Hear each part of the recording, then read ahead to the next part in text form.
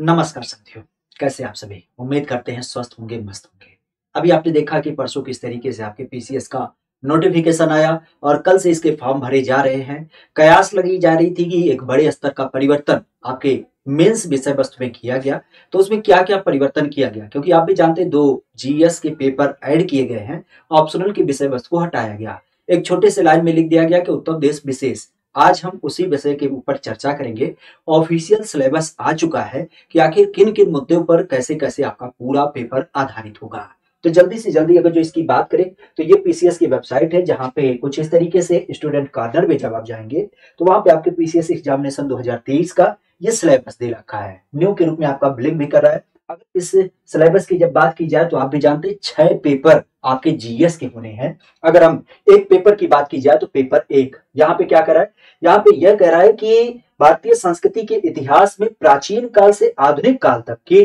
जो कला है, संस्कृति है, साहित्य है, वास्तुकला है, उन सब चीजों के ऊपर आपसे प्रश्न पूछे जाएंगे। फिर इसी में आधुनिक भारतीय इतिहास जो कि 1757 से लेकर के 1947 तक का है, उसकी महत्वपूर्ण घटनाएं, व्यक्ति, समस्याएं, इन सब चीजों के ऊपर क्वेश्चन होंगे। पुनः स्वतंत्रता संग्राम जो हमारी आजादी के विभिन्न प्रकार के नायक हैं, नायिकाएं हैं, उसको आधारित करते हुए उसके विभिन्न चरण, देश के अलग अलग लोकेशन में क्या क्या इसके पर्याय थे, जिन लोगों ने इसमें अपना योगदान दिया, महत्वपूर्ण व्यक्ति और उनका योगदान। स्वतंत्रता के बाद देश के अंतर्गत जो एकीकरण हुआ और जो पुनर्गठन हुआ खास करके 1965 में, उसका क्या एक पूरा आधार रहा। पुनः विश्व के इतिहास की जब बात की जाए तो 18वीं शताब्दी से 20वीं शताब्दी के मध्य में जो प्रमुख घटनाएं घटी हैं, जैसे फ्रांस की क्रांति 1789 की, औद्योगिक क्रांति, विश्व युद्ध, राष्ट्रीय सीमाओं का फिर से एक बार सीमांकन, उपनिवेशवाद की समाप्ति, साथ ही साथ राजनीतिक दर्शन शास्त्र और फिर आपकी साम्यवाद, पूंजीवाद, समाजवाद, नाजीवाद, फांसीवाद,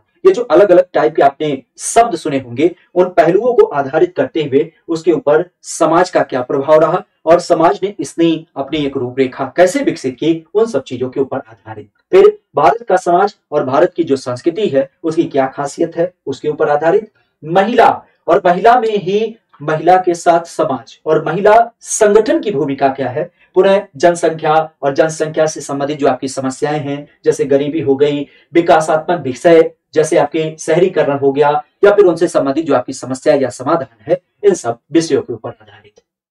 उदारीकरण, निजीकरण, वैश्वीकरण, इनका क्या पूरा अर्थ है और उसके अलावा भारतीय समाज की जो अर्थव्यवस्था है उसके ऊपर, राज्य व्यवस्था, समाज संरचना पर इसका क्या प्रभाव पड़ा, उस विषय के ऊपर है। पुनः सामाजिक सशक्तिकरण, सांप्रदायिकता, क्षेत्रवाद, धर्मनिरपेक्षता, इन सब मुद्दों के ऊपर आपसे पहले प्रश्न में क्या होंगे, क्वेश्चन अपेक्षित होंगे। साथ ही साथ विश्व की प्रमुख प्राकृतिक संसाधन जो है, जैसे जल, मिट्टी, वन, दक्षिण और दक्षिण पूर्व एशिया में जैसे भारत की बात की जाए तो उसके संदर्भ में क्या इसके एक आधार हैं। और पुनः भौतिक भूगोल की जो प्रमुख विशेषताएं हैं, जैसे भूकंप, सुनामी, ज्वालामुखी, चक्रवात, समुद्री जलधारा, पवन और हिमसरताएं, इन सब चीजों के ऊपर आधारित आपसे प्रश्न की अपेक्षा की जाती है। साथ ही साथ भारत में सामुदायिक सामुद्रिक संसाधन, अर्थात जो हम कह सकते हैं समुद्र में चीजें पाई जाती है और उनकी संभाव्यता, अर्थात भविष्य में क्या चीजें पाई जाएंगी। मानव के प्रवास, अर्थात विश्व की जो शरणार्थी समस्या है, जैसे भारत उपनिवेश की जब बात की जाए तो भारत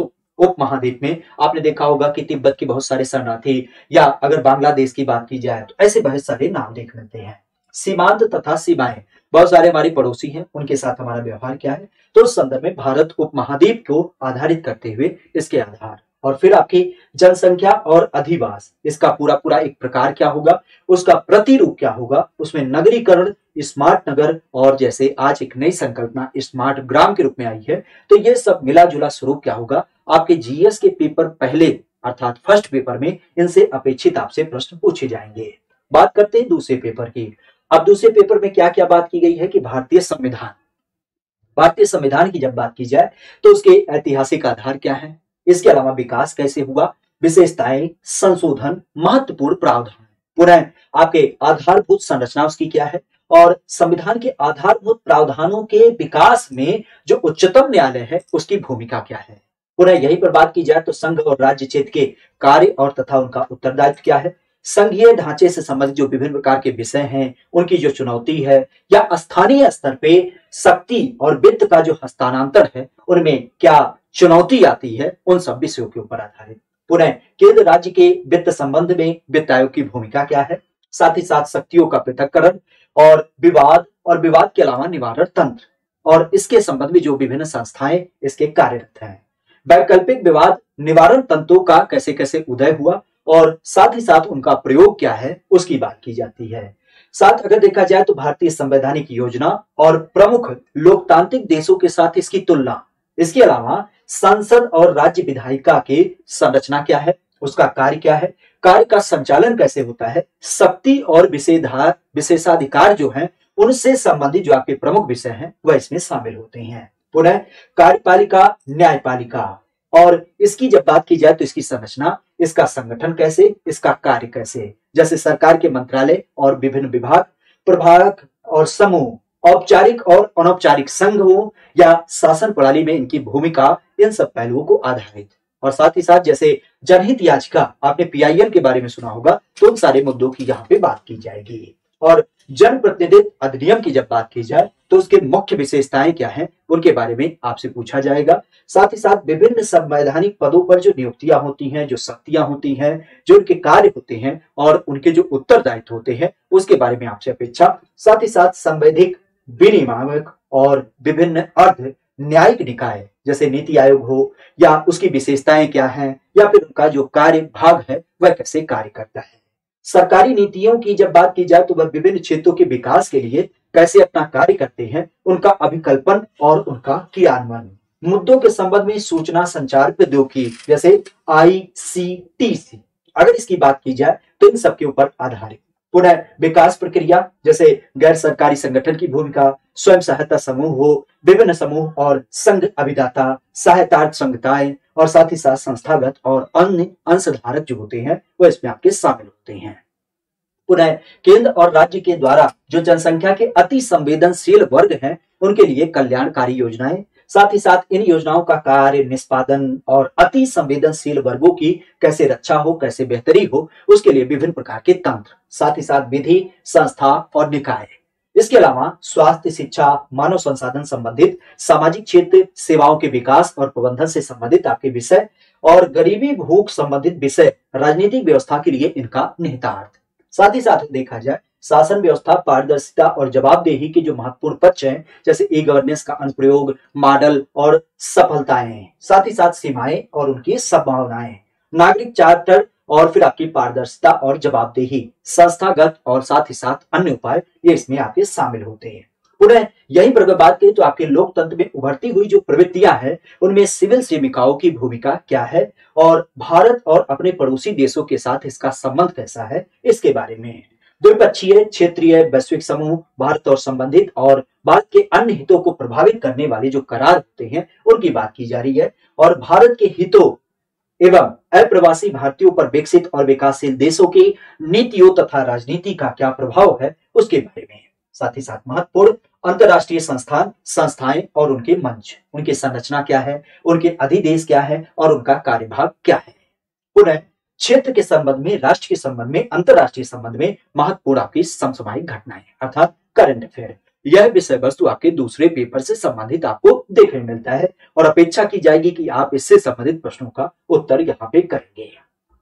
पुनः पेपर नंबर आपका 3 जिसको हम सामान्य अध्ययन अर्थात जीएस पेपर 3 के रूप में जानते हैं। अब यहाँ पे भारतीय अर्थव्यवस्था का नियोजन, उद्देश्य, उपलब्धि और आपकी नीति। अब इसमें क्या होता है, एनआईटीसी की जब बात की जाए तो इसमें आयोग की भूमिका क्या है, सतत विकास के जो लक्ष्य हैं खास करके एसडीजी, अगर इसकी बात की जाए तो इसके पर्याय के स्वरूप हमें किन किन मुद्दों को यहाँ पर देखने की बात आएगी, अगर उसकी बात की जाए तो वह पूरी तरीके से, साथ ही साथ गरीबी के मुद्दे हो या सामाजिक न्याय हो और साथ ही साथ समावेशी विकास हो, अगर उन सब विषयों की बात की जाए तो वह प्रमुख रूप से। इसके अलावा यहीं पर सरकार के बजट, उसके अव्यय और वित्तीय प्रणाली कैसे कार्य करती है उसको आधारित, प्रमुख फसल, विभिन्न प्रकार की सिंचाई विधि, सिंचाई प्रणाली, कृषि उत्पाद का भंडारण, ढुलाई, विपणन, किसानों की सहायता के लिए ई तकनीकी, इन सब विषयों के ऊपर आधारित। साथ ही साथ अप्रत्यक्ष और प्रत्यक्ष कृषि अनुदान तथा न्यूनतम समर्थन मूल्य से जुड़े जो मुद्दे आते हैं और फिर आपकी सार्वजनिक वितरण प्रणाली का जो उद्देश्य है, क्रियान्वयन है,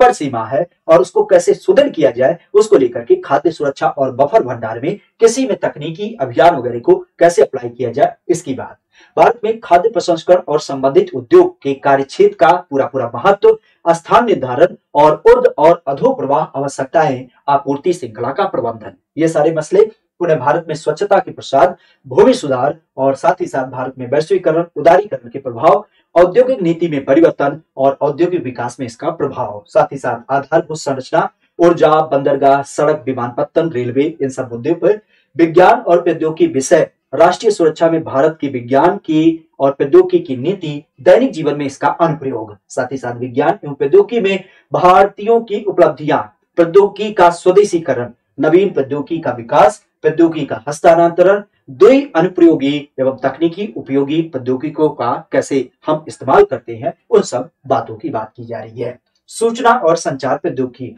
अंतरिक्ष प्रौद्योगिकी, कंप्यूटर, ऊर्जा स्रोत, नैनो प्रौद्योगिकी, सूक्ष्म जीव विज्ञान, जैव प्रौद्योगिकी के क्षेत्र में जागरूकता, बौद्धिक संपदा अधिकारों एवं डिजिटल अधिकारों से संबंधित आपके मुद्दे, इन सब चीजों के अलावा पर्यावरण सुरक्षा, पारिस्थितिकी तंत्र, वन्य जीव संरक्षण, साथ ही साथ जैव विविधता, पर्यावरण प्रदूषण और पर्यावरण के साथ ही साथ अगर बात की जाए तो उनका क्षरण, पर्यावरण संघात का आकलन, इन सब विषयों के साथ ही साथ आपदा जैसे गैर पारंपरिक सुरक्षा हो एवं संरक्षा की चुनौती और साथ ही साथ आपके आपदा शमन और उसका प्रबंधन। इसके अलावा अंतरराष्ट्रीय सुरक्षा की चुनौती, जैसे हम बात करें आणविक प्रसार के मुद्दे, अतिवाद के कारण या उसके प्रसार, संचार तंत्र की, मीडिया की भूमिका, सामाजिक नेटवर्किंग, साइबर सुरक्षा के आधार, मनी लॉन्ड्रिंग और मानव तस्करी, इन सब मुद्दों के अलावा भारत की आंतरिक सुरक्षा और साथ ही साथ चुनौती जैसे आतंकवाद, भ्रष्टाचार, बगावत, संगठित अपराध और साथ ही साथ सुरक्षा बलों की भूमिका, उनका प्रकार, उनका शासनाधिकार, भारत का उच्च रक्षा संगठन, साथ ही साथ कृषि, बागवानी, वानिकी और पशुपालन के मुद्दे। तो ये सारे सम्मिलित रूप से आधारित आपके तीसरे विषय वस्तु का क्या हो जाता है, एक आधार तय करता है। अब बात आती है चौथे पेपर, जिसको खास करके हम एक तरीके से नीति सिद्धांत के रूप में जानते हैं, एथिक्स के रूप में। अब इसमें क्या बात की जा रही है, तो नीति शास्त्र और मानवीय अंत अर्थात संबंध, मानवीय क्रियाकलापों में नीति शास्त्र के सार तत्व, इसके निर्धारक और परिणाम, नीति शास्त्र के क्या आयाम है, निजी और सार्वजनिक संबंधों में नीति शास्त्र कैसे काम करता है, मानवीय मूल्य जैसे महान नेता, सुधारक, प्रशंसकों का जीवन, उनके उपदेशों से शिक्षा, मूल्य विकसित करने में जो परिवार, समाज, शैक्षिक संस्थाओं की भूमिका होती है, उसका क्या आधार है, अभिव्यक्ति अर्थात अंतर वस्तु जिसको कंटेंट कहा जाता है, उसकी संरचना क्या है, कार्य कैसे हैं, विचार कैसे हैं, आचरण के परिपेक्ष और उनका प्रभाव और संबंध, हमारे नैतिक और राजनीतिक अभिरुचि, सामाजिक प्रभाव और सहमति, ये सारे मुद्दे कैसे दिख मिलते हैं। साथ ही साथ सिविल सेवा के लिए अभिरुचि और बुनियादी मुद्दे, उनके मूल्य, उनकी सत्यनिष्ठा, उनकी निष्पक्षता और गैर तरफदारी, वस्तुनिष्ठता, सामाजिक सेवा के प्रति समर्पण भाव, कमजोर वर्गों के प्रति सहानुभूति, सहिष्णुता और फिर आपकी करुणा, इन सब मुद्दों के अलावा संवेदनात्मक बुद्धि। अगर इसकी बात करें तो यहाँ पे अवधारणात्मक तथा आयाम, प्रशासन और शासन व्यवस्था में उनकी उपयोगिता और साथ ही साथ प्रयोग, भारत तथा विश्व के नैतिक विचारकों तथा दार्शनिकों का योगदान। पुनः अगर यही भी बात करें तो लोक प्रशासकों में लोक सिविल सेवा मूल्य तथा नीति शास्त्र। अगर इसकी बात करें तो यहाँ पर स्थिति क्या है, उसकी समस्या क्या है, सरकारी तथा निजी संस्थानों में नैतिक सरोकार क्या है, दुविधाएं क्या है, नैतिक मार्गदर्शन के स्रोतों के रूप में विधि, नियम और नियमन तथा अंतरात्मा, जवाबदेही, नैतिक शासन व्यवस्था में नैतिक मूल्यों का सुदृढ़ीकरण, अंतरराष्ट्रीय संबंधों तथा निधि व्यवस्था अर्थात फंडिंग में नैतिक मुद्दे, कारपोरेट शासन व्यवस्था। इन सब के अलावा शासन व्यवस्था में ईमानदारी अर्थात लोक सेवा की अवधारणा, शासन व्यवस्था, ईमानदारी का दार्शनिक आधार, सरकार में सूचना का आदान प्रदान, पारदर्शिता, सूचना का अधिकार, नीति परक आचार संहिता, आचरण संहिता, नागरिक घोषणा पत्र, कार्य संस्कृति, सेवा प्रदान करने की गुणवत्ता, लोक निधि का उपयोग, भ्रष्टाचार की चुनौती और साथ ही साथ उपयुक्त विषयों के मामले में आपका संबंध क्या होना चाहिए, केस स्टडी जिसको जानते हैं, उसको भी आपको तैयार करना है। तो ये तो विषय के 4 आपके जीएस के पेपर हो गए जो परंपरागत पूर्व से आपके अप्लाई हैं। अभी जो एक बड़ा बदलाव हुआ है वो आप भी जानते हैं, जीएस के पहले 2 ऑप्शनल पेपर होते थे, जीएस के खास करके 5वें पेपर और 6ठे पेपर के रूप में। अभी उसको हटा दिया गया है क्योंकि हमारे राज्य के बहुत सारे विद्यार्थियों की ये मांग थी कि हमारे राज्य के बारे में भी कुछ आपसे पूछा जाए, तो उसी को लेकर के उसके एवज में 2 नए पेपर ऐड किए गए हैं, जिसका पूरा आधार है उत्तर प्रदेश विशेष के ऊपर। तो उसका क्या क्या पूरा आधार है, इसको हम अगर जो देखें तो सामान्य अध्ययन का जो पेपर 5 है वह इसी के ऊपर आधारित है कि उत्तर प्रदेश का इतिहास, उत्तर प्रदेश के इतिहास के अलावा यहाँ की सभ्यता क्या है, यहाँ के सांस्कृतिक और प्राचीन नगर कैसे है, उत्तर प्रदेश की वास्तुकला, उसकी महत्ता एवं रख रखाव, साथ ही साथ संग्रहालय, अभिलेखागार और पुरातत्व। साथ ही अगर बात करें तो भारत के स्वतंत्रता संग्राम में 1857 से पहले एवं बाद में उत्तर प्रदेश का योगदान कैसे रहा और उत्तर प्रदेश के सुविख्यात स्वतंत्रता सेनानी और प्रमुख व्यक्तित्व। साथ ही साथ उत्तर प्रदेश में ग्रामीण, शहरी, जनजातीय जो मुद्दे होते हैं जैसे सामाजिक संरचना, उनके त्योहार, मेले, संगीत, लोक नृत्य, भाषा, साहित्य, बोली और सामाजिक प्रथाएं, साथ ही साथ पर्यटन। पुनः बात की जाए तो उत्तर प्रदेश की राज्य व्यवस्था में, शासन प्रणाली में राज्यपाल कैसे, मुख्यमंत्री कैसे, मंत्री परिषद, विधानसभा और विधान परिषद जैसे केंद्र राज्य संबंध की बात की जाए तो ऐसे मुद्दे। पुनः उत्तर प्रदेश राज्य में लोक सेवा और लोक सेवाओं में खास करके लोक सेवा आयोग और साथ ही साथ लेखा परीक्षा, पुनः महान्यायवादी और उच्च न्यायालय और उसका अधिकार क्षेत्र। साथ ही उत्तर प्रदेश विशेष राज्य चयन मानदंड, आपके राज्य की राजभाषा, संचित निधि, आकस्मिक निधि, राजनीतिक दल और राज्य निर्वाचन आयोग। साथ ही साथ उत्तर प्रदेश में स्थानीय स्वशासन, स्थानीय सुशासन में शहरी पंचायती राज, लोक नीति, अधिकार संबंधी मुद्दे। पुनः उत्तर प्रदेश में सुशासन जैसे भ्रष्टाचार निवारण, लोक नियुक्ति, सिटीजन चार्टर, ई गवर्नेंस, सूचना का अधिकार, समाधान योजना। पुनः उत्तर प्रदेश में भूमि सुधार और इसका क्या प्रभाव, साथ ही साथ उत्तर प्रदेश में सुरक्षा से संबंधित मुद्दे जैसे उग्रवाद के प्रकाश और उसके विकास के बीच में क्या संबंध है, बाह्य राज्य और अंतरराज्यीय संक्रियाओं से आंतरिक सुरक्षा के लिए जो चुनौती होती है, उसमें संचार की जब बात की जाए तो संचार को आधारित करते हुए क्या क्या पहलू आपको देख मिलते हैं। अगर उन सारे मुद्दों की बात की जाए तो उसमें नेटवर्क, संचार नेटवर्क, साथ ही साथ मीडिया, सोशल नेटवर्किंग साइट की भूमिका, साथ ही साथ साइबर सुरक्षा के बुनियादी नियम, काले धन को कैसे वैध बनाया जाता है और इसकी कैसे रोकथाम करी जाए। फिर आपके कह सकते हो कि विभिन्न सुरक्षा के जो बल हैं, उनकी जो एजेंसी हैं, उनके कार्य कैसे हैं, शासनादेश और आपके अधिकार पत्र।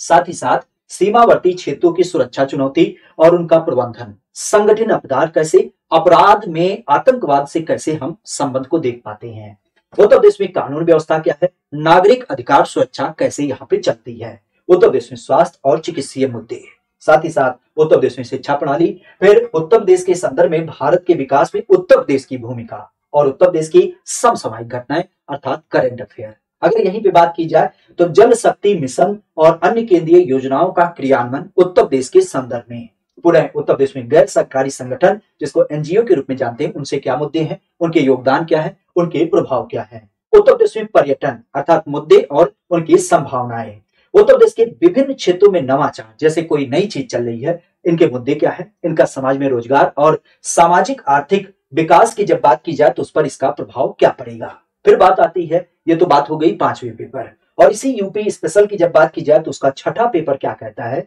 इसके आधार की जब बात की जाए तो ये उत्तर प्रदेश के आर्थिक परिदृश्य की बात कर रहा है, जहाँ पे अर्थव्यवस्था, राज्य के बजट की प्रमुख विशेषताएं, बुनियादी ढांचा, भौतिक संसाधनों का महत्व, साथ ही साथ उत्तर प्रदेश में व्यापार, वाणिज्य और उद्योग। इसके अलावा उत्तर प्रदेश सरकार की लोक कल्याणकारी योजनाएं, परियोजनाएं, नियोजित विकास और मानव संसाधन कौशल विकास, साथ ही साथ उत्तर प्रदेश निवेश मुद्दे और इसके प्रभाव। आज यूपी की जब बात की जाए तो यूपी की लोक वित्त, राजकोषीय नीति, कर और आर्थिक सुधार जैसे एक जिला एक उत्पाद नीति, साथ ही साथ उत्तर प्रदेश में नवीकरणीय ऊर्जा, गैर नवीकरणीय ऊर्जा संसाधनों का योजना एवं प्रबंधन, उत्तर प्रदेश में जनांकी, जनसंख्या और जनगणना। इसके अलावा उत्तर प्रदेश में कृषि का व्यवसायीकरण, कृषि फसलों का उत्पादन, साथ ही साथ उत्तर प्रदेश की नवीन वानिकी नीति, उत्तर प्रदेश की कृषि और सामाजिक वानिकी, उत्तर प्रदेश के विभिन्न क्षेत्रों में विकासीय सूचकांक, उत्तर प्रदेश के ही संदर्भ में कृषि विविधता और कृषि संबंधी समस्या और उसका समाधान, उत्तर प्रदेश का भूगोल जैसे उसकी भौगोलिक स्थिति, उच्चावच, उसकी संरचना, जलवायु, सिंचाई, खनिज, अपवाह प्रणाली और वनस्पति, उत्तर प्रदेश में राष्ट्रीय उद्यान और वन्यजीव अभ्यारण्य, साथ ही साथ उत्तर प्रदेश में परिवहन तंत्र और इसके अलावा उत्तर प्रदेश की औद्योगिक विकास, शक्ति संसाधन और अधोसंरचना, साथ ही उत्तर प्रदेश में प्रदूषण, पर्यावरण के मुद्दे, प्रदूषण नियंत्रण परिषद और इनके कार्य। आज यूपी के प्राकृतिक संसाधन में मृदा, जल, वायु, वन, घास, मैदान और आर्द्र भूमि, साथ ही साथ उत्तर प्रदेश की जलवायु परिवर्तन एवं मौसम पूर्व अनुमान से संबंधित आपके मुद्दे। साथ ही उत्तर प्रदेश के संदर्भ में ही जो आपकी अधिवास की बात की जाती है, खास करके उस अधिवास में जैसे आप कह सकते हो कि हमारी यूपी की जब बात की जाए तो हमारी यूपी में ही आप प्राकृतिक संसाधन में मृदा, जल और वायु, वन, घास, मैदान, आदि भूमि इनकी बात करते हैं। और साथ ही साथ उत्तर प्रदेश में जलवायु परिवर्तन और मौसम पूर्व अनुमान से संबंधित मुद्दों की बात करें। और पुनः उत्तर प्रदेश के संदर्भ में जो अधिवास पारिस्थितिकी तंत्र है उसकी संरचना कैसे है, उसका कार्य क्या है, उसका समायोजन कैसे है, जीव जंतु और यहाँ की वनस्पतियां। पुनः उत्तर प्रदेश के विज्ञान एवं तकनीकी से संबंधित मुद्दे, उसका प्रसार और उसका प्रयत्न। और साथ ही साथ उत्तर प्रदेश में मत्स्य, अंगूर, रेशम, फूल, बागवानी, पौध उत्पादन और यूपी के संदर्भ में विकास की जब बात की तो उनका योगदान क्या है।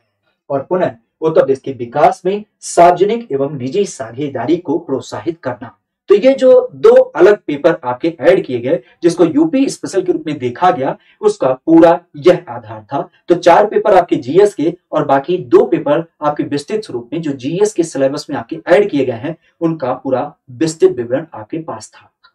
अगर आप चाहते हैं इस पीडीएफ को निकालना तो वेबसाइट पे आप जाइएगा और स्टूडेंट कॉर्नर पे आप जाएंगे तो वहां पे आपको सीधे यही पीडीएफ मिल जाएगा। तो पूरी विस्तृत चर्चा तो हमने कर ही दी है। खुद से समझना चाहते हैं तो खुद पीडीएफ निकाल करके भी समझ सकते हैं। बाकी कोई संदेह होता तो उसे नीचे आप कमेंट करके बताइएगा। बाकी पूरी तैयारी के लिए तो हम लोग आप सबके साथ पूरी तरीके से समर्पित ही है। आज की विषय वस्तु को हम यहीं समाप्त करते हैं। मिलते हैं फिर किसी नए पहलू के साथ। आज के लिए इतना ही। Thank you, all the best.